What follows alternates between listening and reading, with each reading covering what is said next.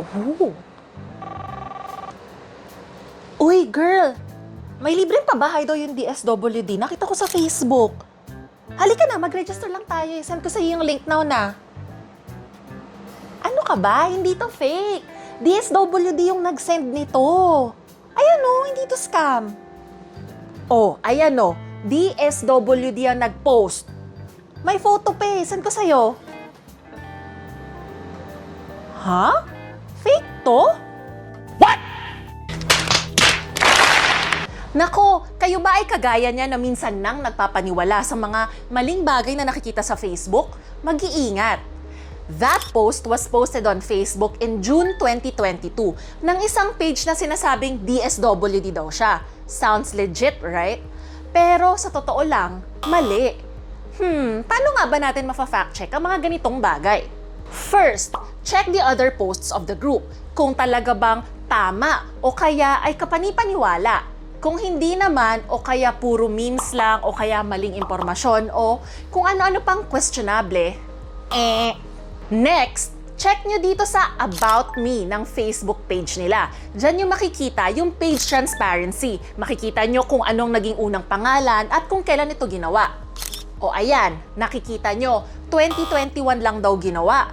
Pwede ba yun? Ang DSWD, matagal na yung government agency. At sa pagkakaalam ko, matagal na yung may Facebook account. So kung bago lang, mag-isip-isip na.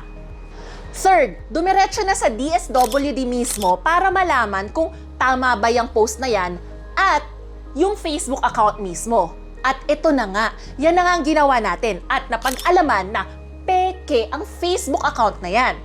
Imposible. Ito kasi yan, ang mga Facebook account pag may verified or blue check mark, ibig sabihin legit o authentic at assured ng Facebook na yun ang totoong pagkatao o ahensya ng pangalan ng grupong yun.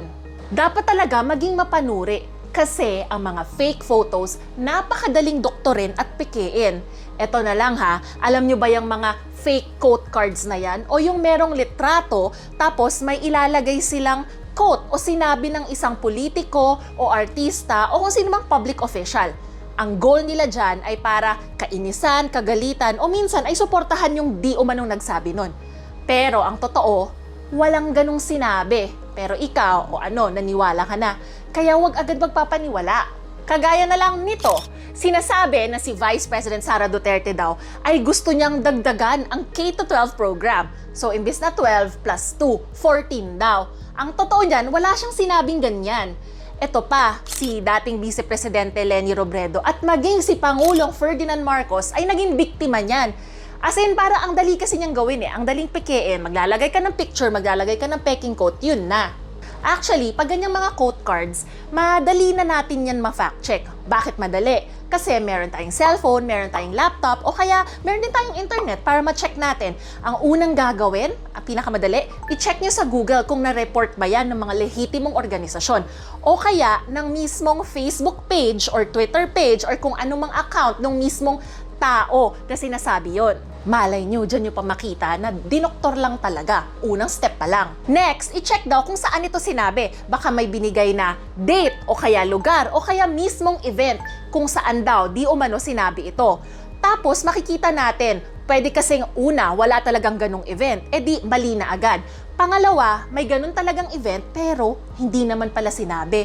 O kaya nagsalita pero iniba, may dinagdag o dinoktor. Maraming ganyan. Kaya minsan ang dapat gawin, hanapin yung video kung saan sinabi, pakinggan para malaman kung talagang totoo o hindi.